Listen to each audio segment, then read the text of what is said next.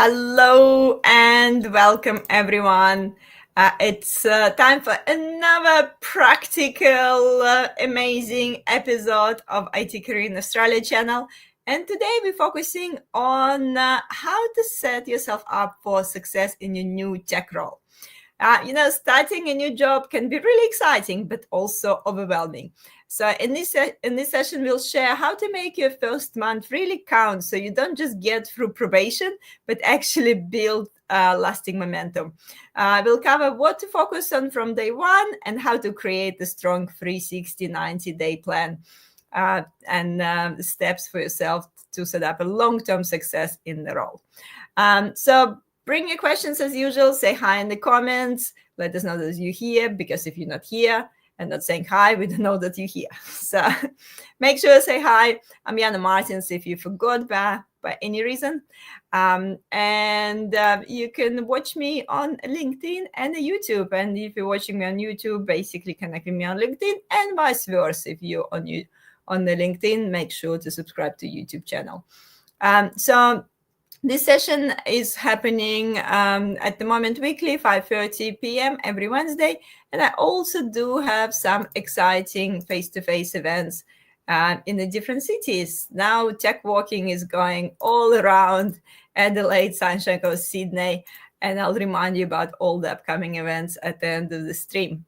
But anyway, you can all find it in my meetup group, IT Career in Australia.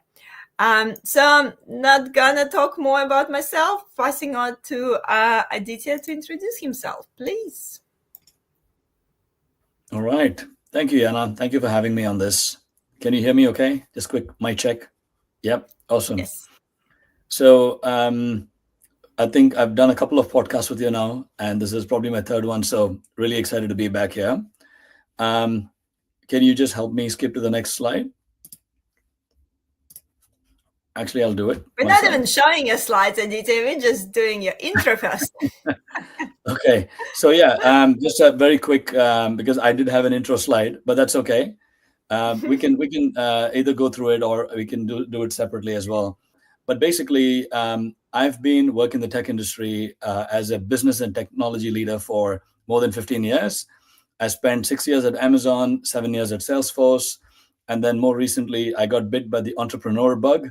I really wanted to help people. I found my most fulfilling moments in helping others with their careers. So I basically took the plunge. I started my own company called Call Your Shots Coaching, and I am a career development and transitions coach. I help people with how to build their career in Australia, and also how do you transition to the right role that's most suited to you.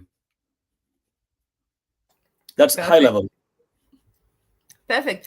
I just want to make sure. I think we have some audio jumping. Is it my audio is jumping, Aditya, or your audio sounds you fine can to hear me? me fine? Okay, no worries. So let's hope the Australian internet is working. You never know. It's always can be a surprise. But yes, guys, please comment if you can hear us clearly, and obviously say hi. Aditya, I'll let you go through, the, I guess, few slides there, and give us a bit of an overview on what it actually means to set yourself up for success in the tech role. And then I guess I'll just jump in with some questions, and also with the questions from the audience. But yes, can you please set up the scene for us for this talk? Yeah. So I know I spoke a little bit about my high-level experience, but just to take us through a little bit more of my background and what I've done, so that people understand where I'm coming from and why this topic is something that I've gone through multiple times myself. So I've moved laterally across multiple different roles, from being a QA engineer to being a software development engineer and test. I've been a technical program manager. I dabbled in marketing for some time, and strategy and operations and customer success. So I understand the breadth of how you move from one thing to another, and this has been across multiple companies. I've also moved vertically as a junior, starting off as a junior engineer to a senior manager within 10 years. And a big part of what one of my most favorite projects I worked on was to incubate a brand new center of excellence in India for Salesforce. I hired 23 tech support and 35 customer success individuals in Hyderabad. And this was basically during COVID. So it was extremely challenging to do within 6 months. And part of that is I reviewed over 700 resumes, conducted more than 250 interviews to be able to hire this team. Now, my experience is global. I've worked mostly in the US. I've been in Australia for the last 6 years. I came slightly before COVID, so the timing wasn't great, but I think I managed to adjust and settle on quite well. So, yeah, that's just a little bit about me. I think we can kind of jump into the topic for today.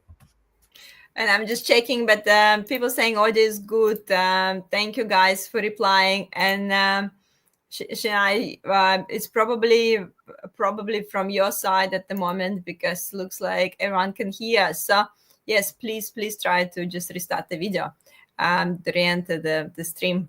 Okay, so how we get where do we start with setting ourselves for success? Yeah, so it's obviously nerve-wracking joining a new company. I mean, you think that, oh, I cleared the interviews, I've made it. But then when you actually start the job, you need to keep the job, right? And that's really important period where, again, first impression is the best impression.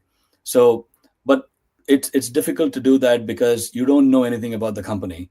In the interview process, at least it's a little bit more ring-fenced. You know, these are the questions that can potentially be asked, but it's a company, there's so much variability over there. You don't know the teams that you're going to be working with, who are your stakeholders and cross-functional teams that you're going to be interfacing with, who are your leaders. Suddenly you're just thrown into the sea of people, and you need to know how to navigate that.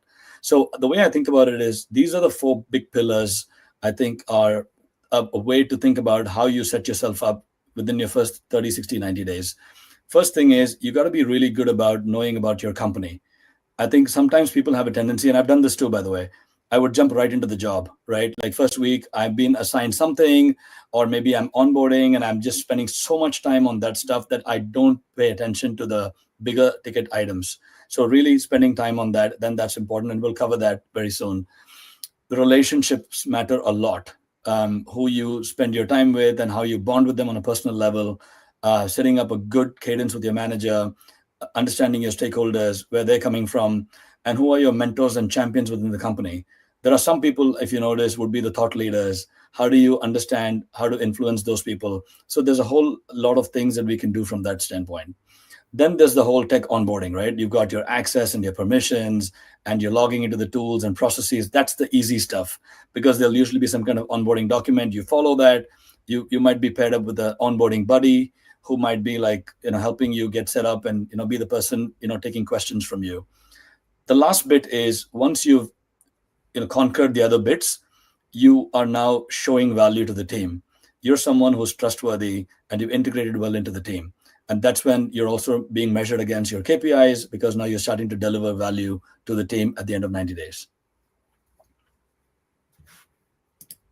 All right. So what does the first 30 days look like? And Yana, as we go along, feel free to, interrupt me and ask me any questions you might have as we go through it. So, like I said, the most important thing is just think of the companies, everything they do, right? They would have even the website, go through their earnings call, understand what the mission and the vision, what has the CEO said recently, what's come up in the news, what exactly are the products that the company's been building. Because in an interview, you only get a small glimpse of what your team is going to be doing. But there's so many other teams and departments that are doing so many things within the company. So just try to understand and connect the dots in your mind. And also understanding, what are your customers saying about your products? Do you have a reviews page where customers are saying something about it? So having that full landscape understanding of what it is, the 30,000 foot view, I think is critical for your success. And I say this because you will feel like when you're having a water cooler conversation, you run into someone, and then suddenly there's people are talking about the next thing that the company is working on. You're going to sound way more intelligent in that conversation. You're going to be adding value and contributing in a meaningful way, and that's going to set you up in a nice way. As like I said, first impression is the best impression, and they're going to look at you and say, "Oh, this person does their homework," right? So it's critically important for us to spend time on doing this in the beginning. I also feel like it's good to even write it down for yourself, because you will forget about it in the 30 days once you're in the company. It's always cool to compare what do you think about the company before you join, and what do you think about the company 30 days after you join, and yet that vision, mission It could be really explicit online, like externally, but internally people talk about completely different things. So it's always good to compare the notes, how you see the company as well once you join. Absolutely. And then one good question to ask with anyone is just what are the challenges they're running into, right? So just you start to stitch together a story in your head in terms of what are those teams dealing with, and then you know what are some of the things you could potentially start thinking about. What can you offer when the time is right? What solutions can you come up with? So just you start making these notes, mental notes, and you start jotting them down, like you said as well. So it just comes in very handy at the right time. Okay, so the second bit is really your manager rapport and relationship. Some people start off with just, maybe they'll have a one-on-one with the manager. And then eventually, what I've typically done is reach out to my manager and say, hey, look, we had a great chat. It's clear to me what the expectations are straight away. I know what I need to do for the next 2 to 3 weeks. Is it okay if I set up a one-on-one on a recurring basis for us in the first few weeks, right? So that way, on a weekly basis, you have something that you can show them in terms of progress and status, because it's a good way for them to also know how you're progressing. It's an opportunity for you to shine in front of them and show your learning abilities along the way. And then I would usually say, oh, we can later on, we can push it back to bi-weekly. I want to be respectful of your time if that works for you. And obviously you can, it's up to them how frequently they want to meet with you. Some managers would be like, no, no, no, I do want to meet weekly. I want to track your progress. So it depends on the managerial style as well. But I I think guess the good point is just don't wait for that. Like, some companies pretty good, and some company will set up the weekly catch ups and the meet and greet meetings when you start. But some companies maybe not as proactive. And I guess it's showing that proactivity. If someone didn't set up the recurring meeting with your manager, so yeah, be proactive and actually say like, yeah, I would love to catch up weekly or fortnightly, and not just wait for someone to drop the meeting in your calendar, which is could be quite daunting, when you're joining and you don't know anyone, start like yeah. scheduling some meetings straight away. No, I know. But I think of your manager as not someone who's judging you and trying to evaluate you. Think of them as a partner. Think of them as someone, they hired you because they liked you at the end of the day. And so let's not forget the fact that they are here to help us and they want us to be successful. That's why they brought us in to begin with, right? So it might appear like, oh, why do I want to expose myself in front of my manager in a meeting? But I think it's a way for you to, it's an opportunity. It's not it, it depends on how you see it. See it as a challenge or an opportunity, right? That I see it as an opportunity. And it also sets you up really well to be on the same page with them. Because if you start having an understanding of what's important, but their understanding of what's important is different, then we have a problem. Then at the end of 90 days, you might not be delivering what they're expecting. So being very clear about what are the KPIs, key performance indicators, what are their expectations, when are they expecting you to start delivering things versus just onboarding, understanding all this very clearly. I typically do something like this. Again, depending on your appetite of how you want to do it. I sometimes, depending on my relationship with the manager, I'll do a shared document, right? I will basically have my agenda for the next meeting in that.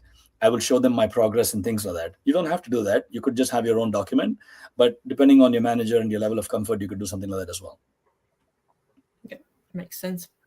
The next one uh, is, yeah, sorry, I yeah, mean, go I ahead. actually have a question about the first point. Amit is asking, what would be the best way to learn things about the company? Also, what questions can be asked from engineering manager in one-on-one? Sometimes I'm not sure what to ask them. I just want to comment on the first part, the things to learn about the company. If I'm going to interview the company, I will Google like everything. I'll check out all the like people who work there on LinkedIn. I'll even go to like, I don't know, Facebook. I'll go like I'll check every social media usually and see maybe they've done some podcasts. Like sometimes you can find like some real gems. Honestly, not everything on the company website. You can actually find a lot of things on like social media news and things.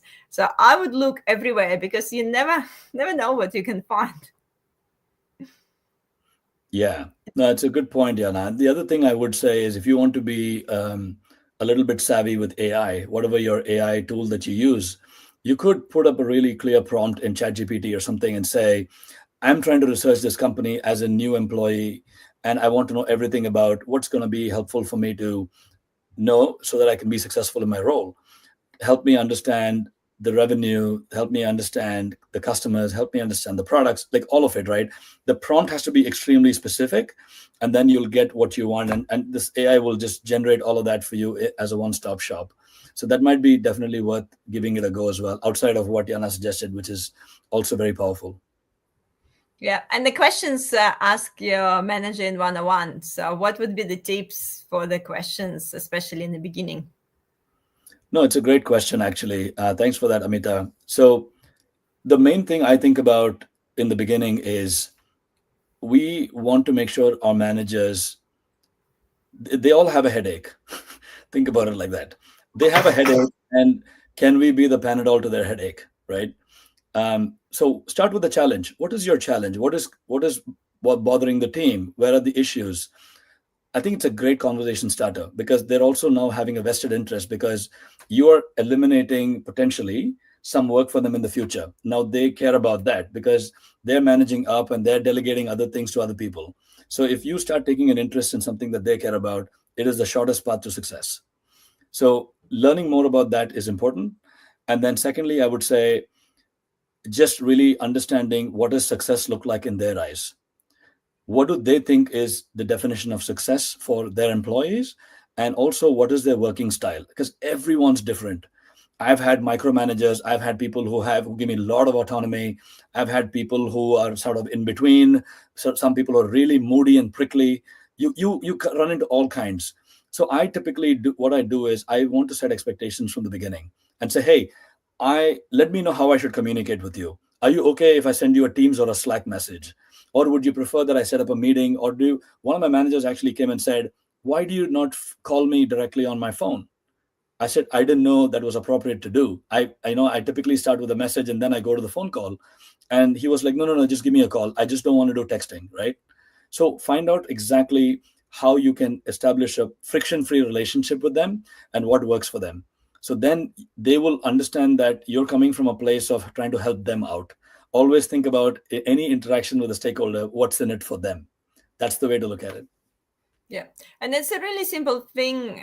Like it seems like a really simple thing, Aditya, but we often sort of miss it, that the preferred way of communication. And in each company, yes, there is some official ways of communicate. Oh, yeah, let's do everything for Teams, or let's do everything from the email. But everyone has their style. And yeah, like I'm really a person who love calling, but I know that some people don't like that you're calling them because they feel like really distracted if you call. But for me, it's so much better just to do 5 minutes call than just message on Teams forever. So, and yeah, everyone different, but someone prefer everything in writing, and that's, take the time to respond. So yeah, just communicating clearly that, that, and understanding what's other person prefer. Yeah, good question though. The next step is really to identify your key stakeholders. So you might be getting some ideas on what project you're going to be working on and things like that. But first of all, who's your immediate team? The people who report to your same manager, right? How do you start bonding with them and connecting with them on a personal level? Especially in Australia, people like to talk. They like to, discuss what they did over the weekend and things like that, which is something that maybe other countries, it may not be very common. So it's important to acknowledge that and say, okay, I could do a meeting with you in this conference room, or we could just go downstairs and grab a coffee, where you might also be a little bit more free in the way you share things about yourself. And that actually makes a personal connection that plays a very strong bond in the way you work together in the future. Same thing with thought leaders, like I mentioned earlier. There are some people on the team who are very influential. You will see that once you join. Some people are the bigger voices in the room. They are the experts. They are the ones that the rest of the team is looking up to and saying, "Oh yeah, he or she is right."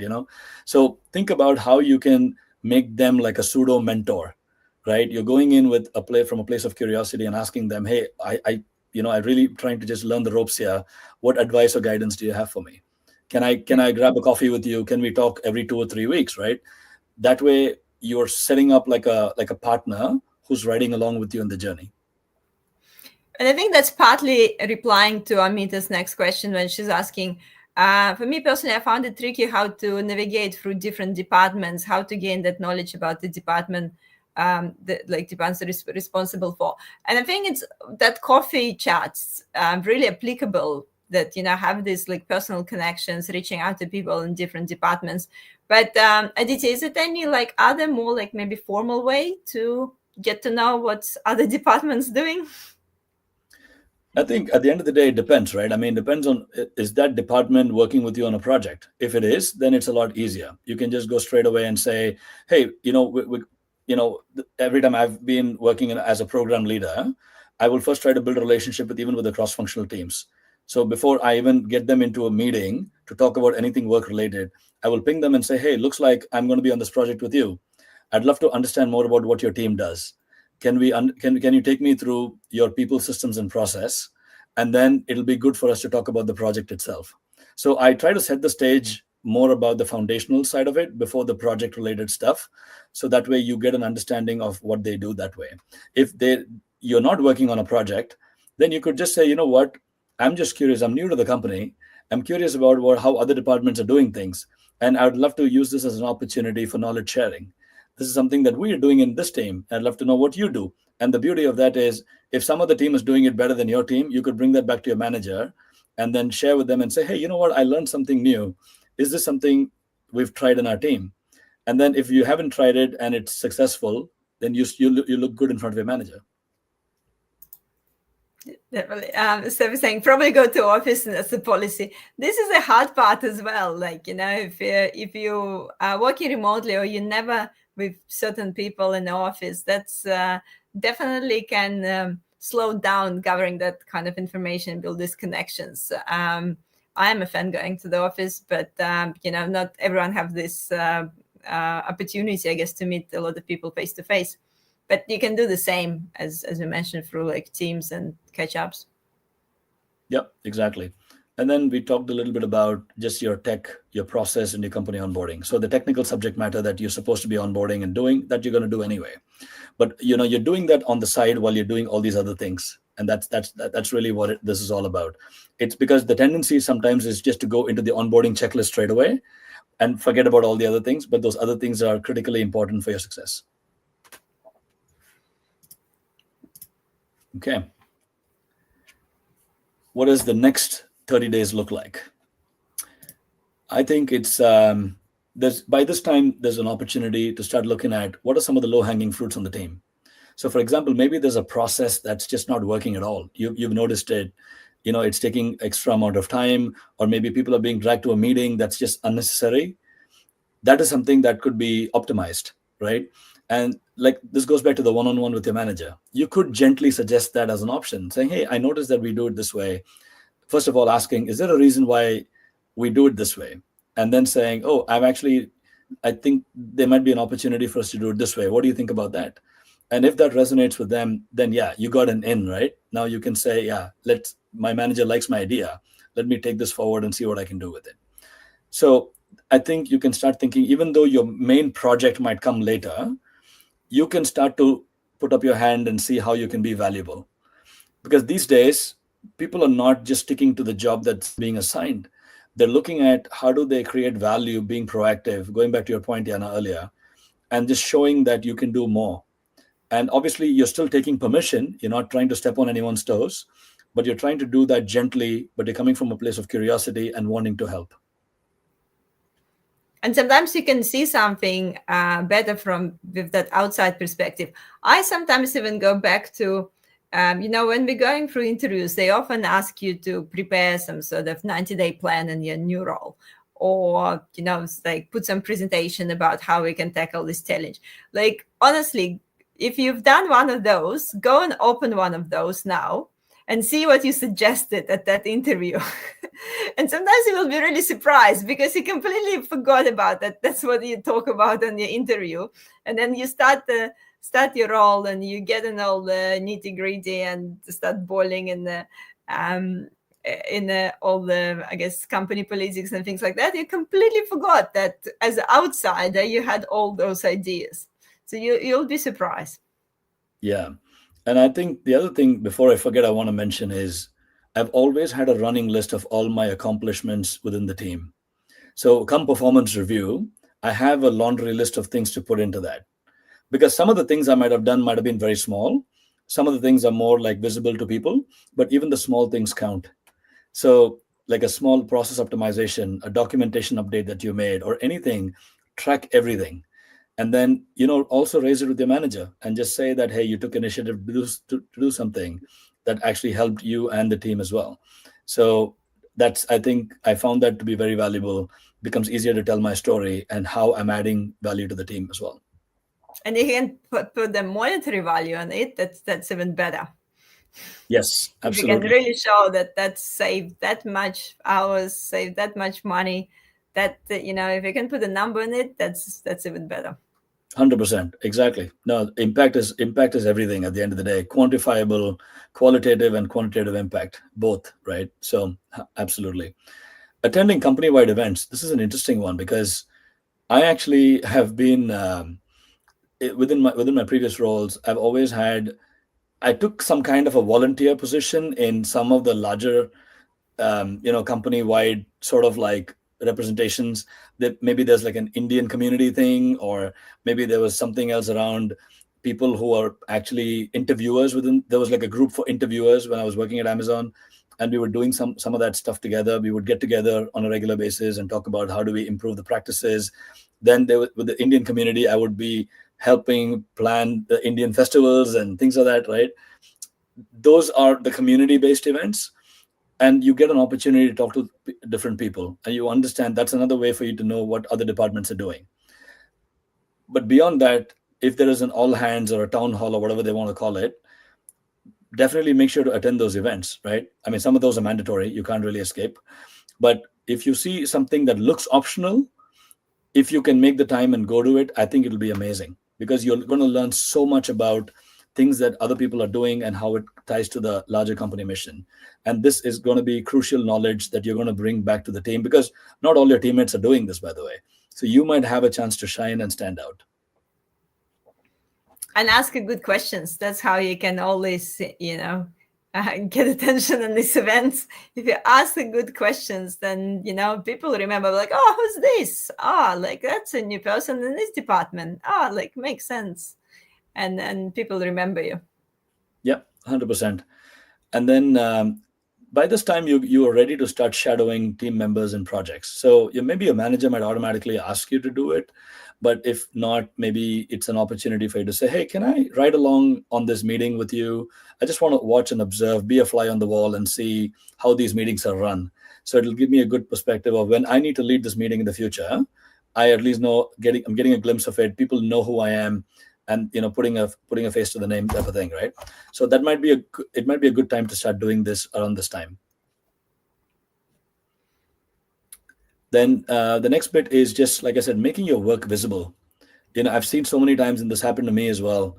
I'm generally a bit of a silent operator. I don't really do a big hoo-ha about what I do. I'm very quiet in how I operate. I try to just get the job done, keep my head down, and just get on with it. That could be a cultural upbringing thing as well, right?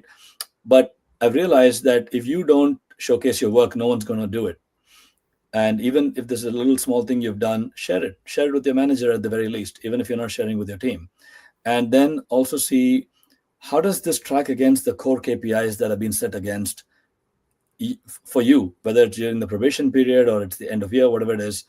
If those top three things that your manager wants you to work on, if this ties to that and this contributes to that, that's a success story. But if some of the work that you're doing is really not contributing to any of that, it could be something you want to deprioritize. So the core KPIs really help you become the North Star and the compass that's going to help you succeed.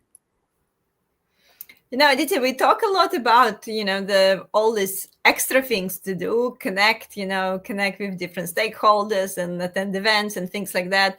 But, how to balance that, where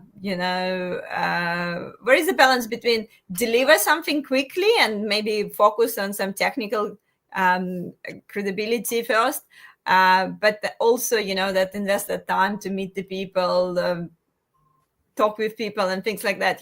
Maybe some people want you just start the role, get into delivery, start start getting like some code deployed, like, and they don't want you to go around and have a coffees with anyone. Yeah, I mean, look, I think it really depends on the company. It depends on also what you're thrust into. If you are a backfill hire and you are expected to hit the ground running from day one, you have to do that. There's no choice. I remember when I joined Amazon, my first team, they made me do a deployment on my first day. No onboarding, nothing, my first day. So it really depends. It depends on the scenario. Some teams, you might have a bit of a runway. They've hired you. They're like, no, you have time. Take your time, understand the company, understand the team, and then you eventually start delivering. So you have to think about the urgency from your manager's perspective. That's why it's important to ask your manager very point blank, what's the urgency around some of these things? When do you want this done? And then it gives you a sense of how do you build a working backwards plan from that. So I don't think they need to be one or the other. You can do some of that aspects of socializing and company knowledge building and things that you can do in your free time. You could be sitting on a tram or a train, just read up about the company in that. But when you're in the office, maybe do the actual work, right? You do a bit of both. And I think they all will culminate together once you get to that 90-day mark.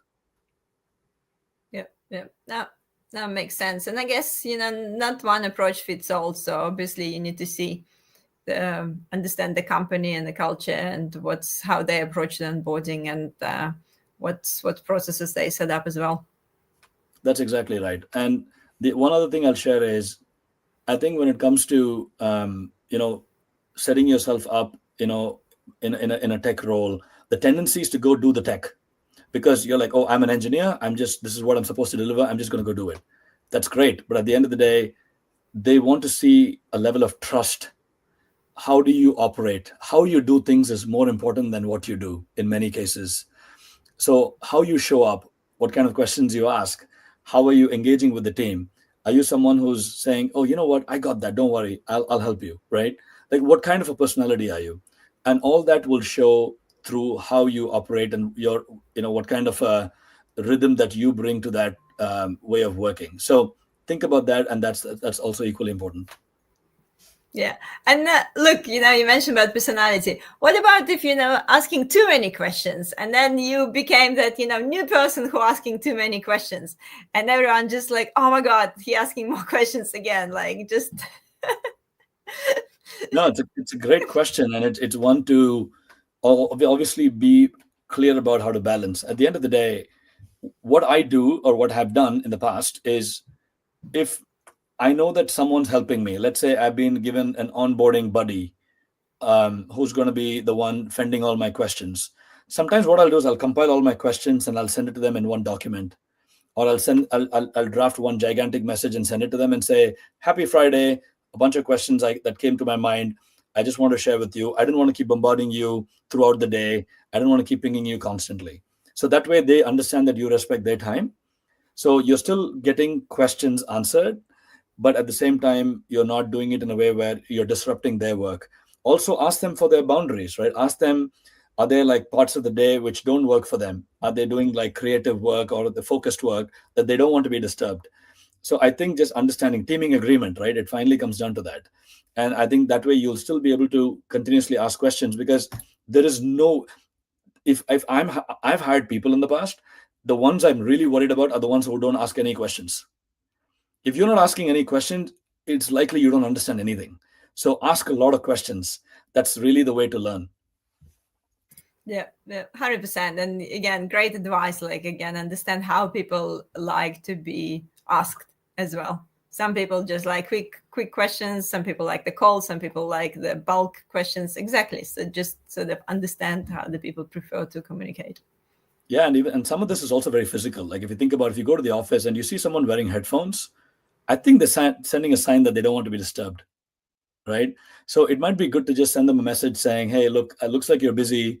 Do you have a couple of minutes to talk?" I think it's about respecting people's boundaries and seeing what works for them as well.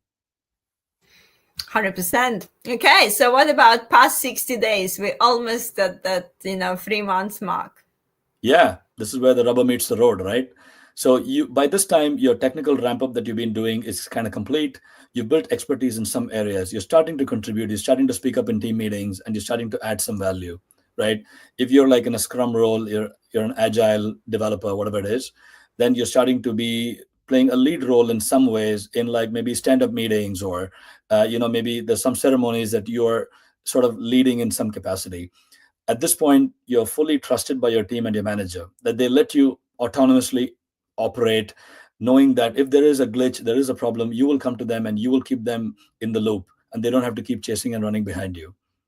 And then you are also starting to lead a module or a project. I mean, assuming that your managers by now given you the project has commenced and you're starting to do that work, you're now leading a module or a work stream at least, even if it's not the entire project. At this point, you're also revisiting your goals. When I'm talking about the one-on-one that we do, you are you're not asking about the KPIs every meeting. That might be overkill, but at least at the end of the month, you want to ask how you're performing and where you're going, right? And it's also important to ask for feedback. Like your stakeholders who you're working with, ask them for feedback. And my way of asking for feedback, if you ask for feedback in a generic way, it's hard for people to give it because it's too awkward. But what I typically do is I try to make it easy for them by ring fencing it and saying, if there's one thing I can do differently, what is that? Then it becomes easier for them to give you pointed feedback. And that feedback is going to help you. And let's say the feedback is great. You can just pass it back to your manager and say, and you can casually mention it in your one-on-one saying, if the manager's like, hey, how's it going? I'm like, oh yeah, it's going really great. I got some really good feedback from this person, right? So your manager is now going to get happy knowing that you're impressing your stakeholders. But if you didn't get so great feedback, then you can still share that with your manager and say, hey, this is an area that I think I might need to improve. What is your recommendation and suggestion so that I'm successful in this place? Yeah, and I think a lot of people have been in that situation. And comment, guys, if you've been one of these people who sometimes just, starting the job and they just don't know if they're doing okay or not. So that you think you're doing all the things that you've been asked to do, but you kind of not getting the exact feedback and you're not asking and you're just sitting there and wondering, am I actually on the right track? Am I doing what what I was supposed to do? Is that what success looks like in this role? Sometimes it just, asking those right questions can give you a bit of a clarity instead of just guessing, or you're just even scared to ask this question. Yep, absolutely. I think it's when it comes to our career, we own it. Our managers are only a compass. We need to ask the questions. We are in charge of making sure that those things happen. If we get out of this mentality of, oh, I'm just a task doer, my manager is going to come and dump something on me and I'm just going to do that. That's like a very old school way of being. In the modern workplace, you want to be seen as someone everyone can lead. You don't need a title. It's influence over authority, right? I've held majority of my roles have been I didn't have direct authority over other teams, but how do I influence them? How do I actually, bring people in on the journey, and how do I help them succeed? And I think that's a very important skill to have.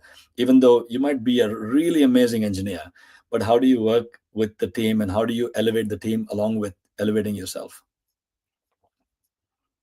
And Aditya, let's say we get to this 90 Hmm. days. Yeah, we've been in the company 3 months, and we sort of realizing that the job is very different from what we were promised in the beginning. Yeah, we all probably been in some situation, and in the interview, you've been told one thing, you're actually starting the role, and you're realizing that you're doing bunch of other things. What's the best way to address this situation that the expectation just not met, and you don't really want to fail your probation, but you also want to raise that you're actually not doing the task that you thought you will be doing? Yeah, I think it's a really good question, and it I can think of so many times this has happened to me where they sold me a role. I come in and it's like, no, the company is now pivoted to something else, and this is no longer in your remit anymore. But the way to think about it is, I at least personally think it's an opportunity. First of all, doesn't matter what it's now shaped and turned into, right? It might be a little bit scary to think, oh my God, I actually don't have the skill set in this. I don't have the experience. What am I going to do? But that's not on you entirely. It's on the team to help you figure that out. But the part that's on you is to help set the expectations that, hey, you want to be very clear with them from day one, saying, look, I'm trying to understand. Come from a place of that curiosity again, right? Ask them what changed here. I thought I was going to be working on some of this stuff, and that's sort of my understanding coming into the company. But it appears like we've made a pivot, and I'm curious to understand why that happened and what this means for me. Because and express your concern and say, I'm concerned about the fact that I don't have experience in this. I don't know how I can make myself be successful. What do you think? And it's actually on your manager to figure that out for you anyway. So just being open and transparent about it is good. We don't want to come and say, we don't want to challenge it bluntly, saying, oh, you said I was going to be doing this, but I'm doing something else. This sucks. I don't want to do this. I know we don't say that, but you don't want to come off as confrontational, as you've been cheated or you've been, you know, taken for a ride. You genuinely want to see how you can salvage the situation. If it's terrible, if it's like really, really the opposite of what you wanted to do, then it's a different conversation altogether, right? Then it is, you want to give it some time to see, will things improve? Even though this is a different mess you've gotten yourself into, can you salvage it? Can you do something with it? I've been in enough projects like this where I just get pulled into something random last minute into a meeting, and somebody's like, yeah, from now on, you're going to run this. And I'm like, I didn't sign up for this. This is not part of my KPIs, but it is the headache for the team at the moment. So that's the way to look at it. Your most valuable thing you can do for your team is to take something that's problematic and go and solve it. 100%. And I guess if the things is terrible, let's say, you had this 90 days mark and you feel like that's not for me, it's definitely not what, the company promised, and the team is not what they expected and things like that. So um, is it better just to, I guess, start looking straight away for the new opportunity, or is it like you would recommend still, like, I don't know, push through, stick around, see what's happening? Like, how would you, I don't know, what questions would you ask yourself to decide? No, it's a tough one, to be honest, right? It depends on whether, so in the short term, I might be okay compromising on some of my aspirations, because I might have just come into this job and it's allowing me to get a paycheck. It's helping me. Maybe there are company benefits, maybe there's health benefits I'm getting out of it, or other, maybe I'm getting like vehicle reimbursements or whatever it is, right? And it's helping me with my family, it's helping me with other things in my life. So it's not like a black or white, you know what, they promised me something, I don't like what I'm doing, I'm going to get out. Sometimes it's a little bit more of that maturity that you have to bring to that to yourself and say, what am I getting out of this as a whole? Is that something, there's always going to be a trade-off. Is the trade-off acceptable to me? The only time I think it's time to really look for something else, because is when you're in a toxic situation. You're in a toxic team, you're being constantly undermined, you're being berated, you're not being treated like an equal. That's a bad place to be. When that happens, I think you slowly want to start looking. At the very least, you can look at other teams within your company if that's an option, if it's a big enough company and there's room for growth over there. And then from your side, obviously try to see what you can do to salvage. But then, yeah, there'll come a point where it's just unmanageable. You just cannot do it anymore. You've tried everything under the sky, but you're just not able to get that traction. But yeah, sticking around in a toxic place is also not ideal. But when you can, if you can do that while you have an employment, that's actually good, because you're not compromising on that paycheck as well. So I think it depends on how bad the situation is. I personally feel, if you're new, you're just starting off in Australia, and let's say you've gotten your first job, it's not quite what they promised, it's okay. Because eventually, I see it as a catapult. You go back a little bit and then you go forward. And this is something I've spoken about before. My first job in Australia, I took a 30% pay cut. It's a massive ego hit, right? But then I said, you know what? I'm going to just go through it, because I made a choice to come to this country and I'm getting something else out of it. I'm settling in and I'm finding more time for myself and I'm enjoying playing sport and other things and whatnot. And then eventually I was able to build up my career back up. So that's sort of how I went about rationalizing it in my head.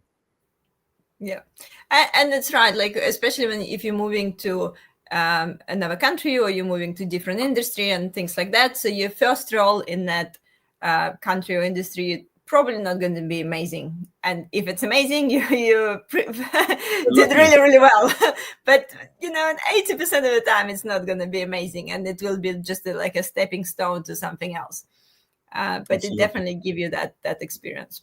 Yep, and one thing that you've covered this, probably we've covered this together as well. When that local experience, it's the first job that's usually a little bit difficult.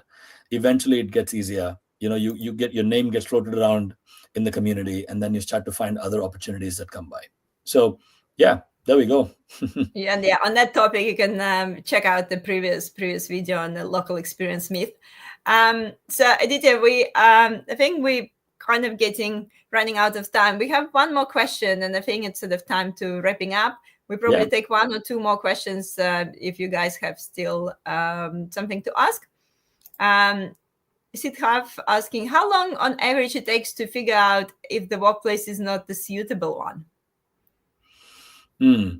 I don't think you're going to like the answer if I say depends, but I think you will start to see some red flags in the beginning itself. You will start to see, people, either you'll see a bunch of people just leaving like big time, and it's not driven by the fact that it's a redundancy or like a restructure. You'll just see people just dropping like flies.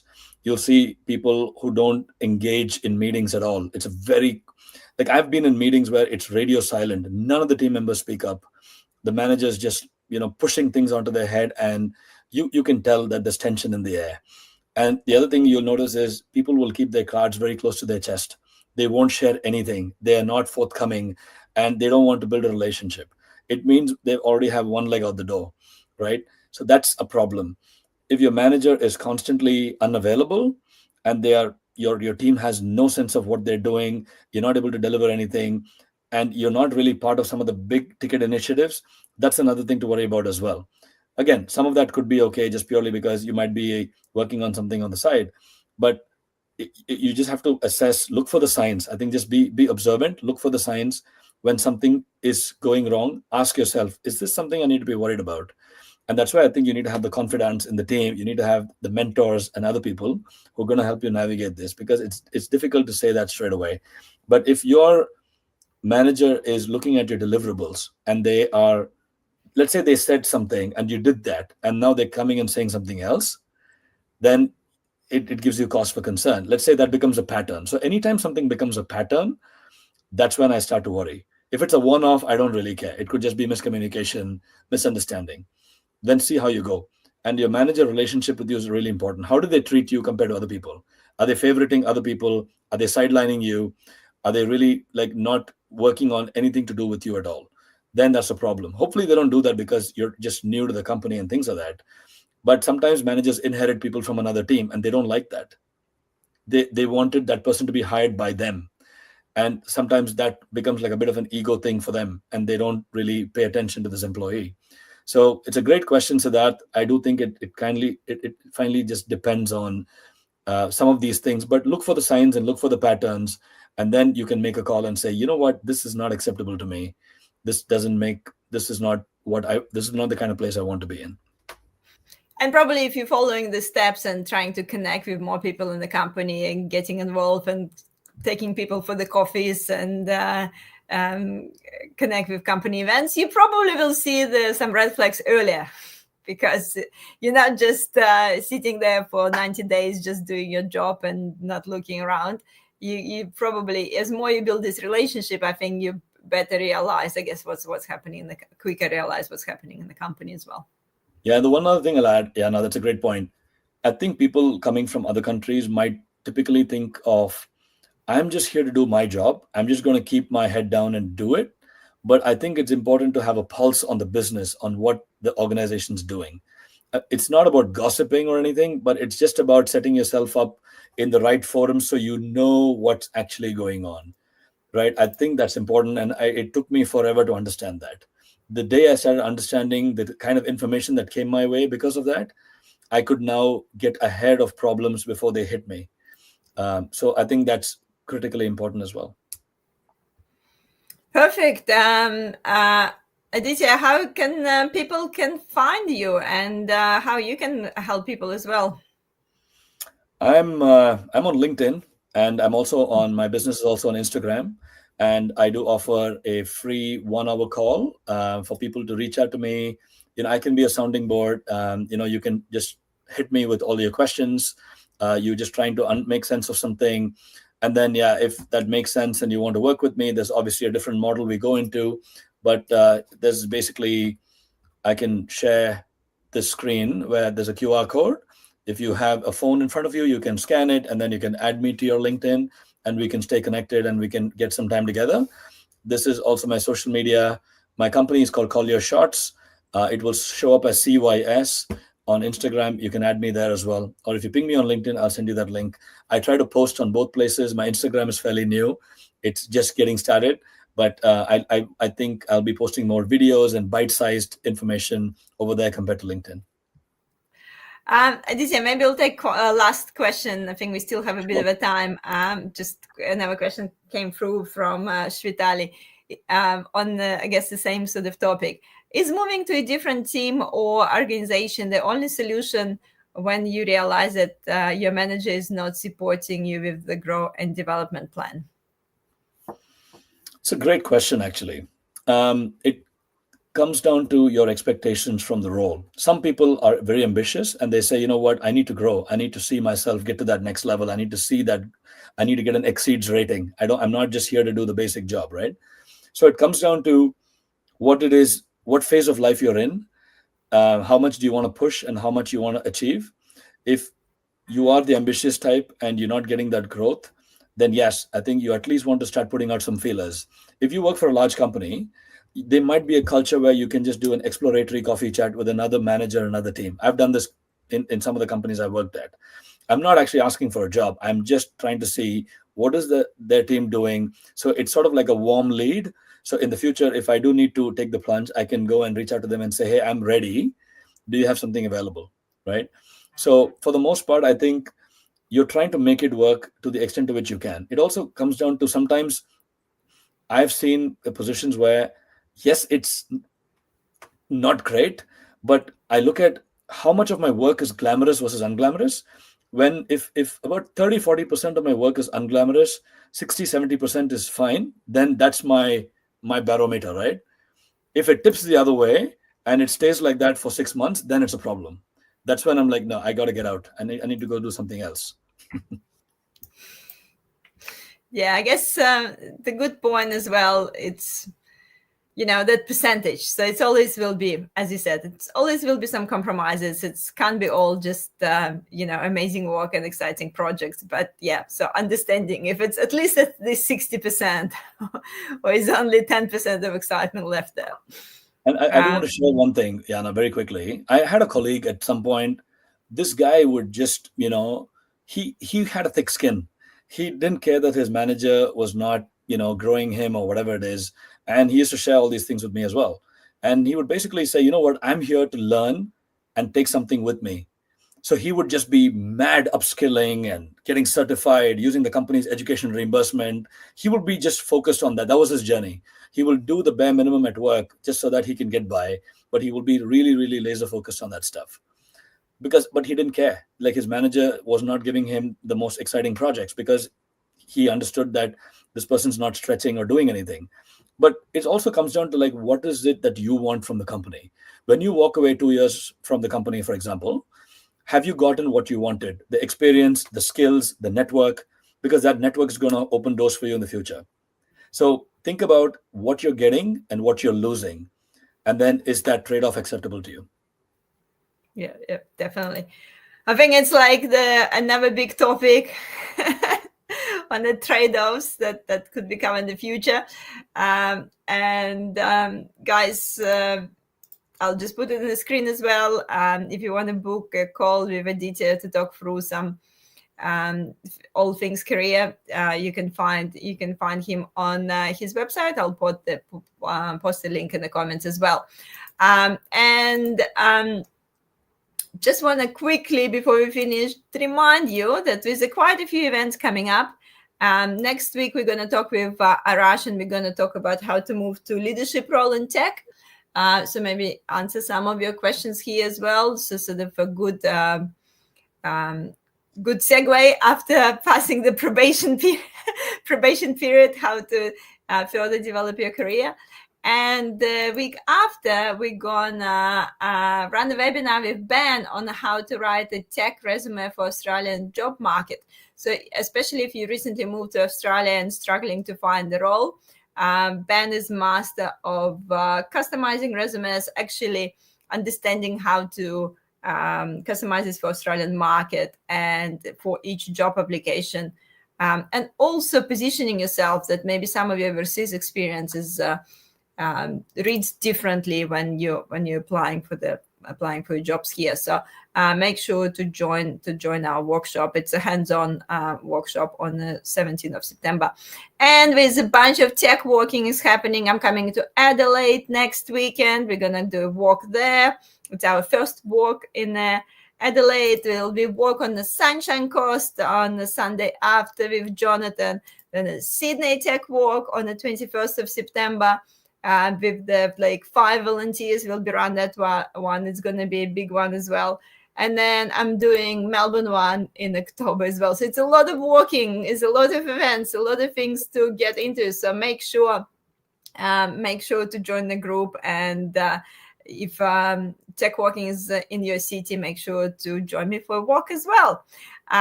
Thank you everyone to saying hi. And thank you for saying thank you. And also there is a free guide for those who recently moved to Australia that I put together. I'll put it in the comments as well. So there's so many things in the comments and so many things happening. And yes, Perth, the tech walking is coming to Perth too. So I'm having a conversation with a few people who want to organize tech walking in Perth too. It's on the cards, Amita. So it's gonna happen, I promise. Probably not sure if it's this year, but early next year, definitely gonna happen.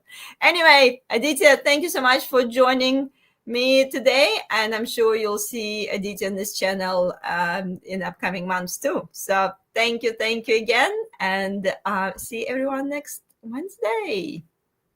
Thank you for having me, Anna, and thanks everyone for the engagement. It's really great, amazing questions, and yeah, please reach out to one of us if you have any further questions.